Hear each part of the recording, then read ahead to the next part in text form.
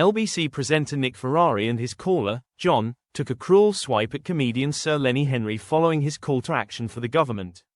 In a book co-written by the comic titled The Big Payback, he called for all black British people to receive slavery reparations at the taxpayer's expense. He urged the UK to pay £18 trillion in compensation, not only to Caribbean nations, but also to British citizens.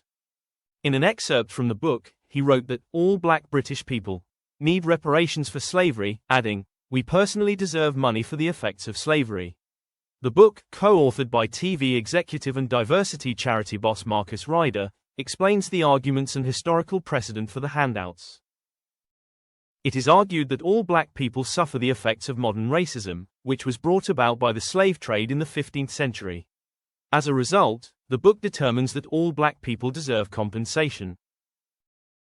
He argues, the reason we have racism today and also why black British people are grossly overrepresented in the prison population, as well as other social disparities, are all because of the transatlantic slave trade. The book, which is set to hit the shelves on Thursday, October 9th, argues that it is fair for the UK to pay trillions in reparations, which he hopes would be used to rid the world of racism. After the news hit the headlines, Nick Ferrari discussed the news on his radio show, where he pointed out the financial toll this would take on the UK. He began, "Just a quick comment on Lenny Henry arguing that Britain should pay, get ready for this £18 trillion in reparations to black people because of slavery. That would bankrupt the country many times over." After sharing his thoughts, he welcomed a caller named John onto the show to get their opinion on the bold call to action. The listener chuckled, "I just want to say that it's very unfair to put Lenny Henry down as unfunny because after his comments this morning, I'm looking up incontinence pants because it's hilarious. I mean, it's the funniest thing he's ever said." It didn't take long before listeners flooded to X, formerly known as Twitter, to share their take online.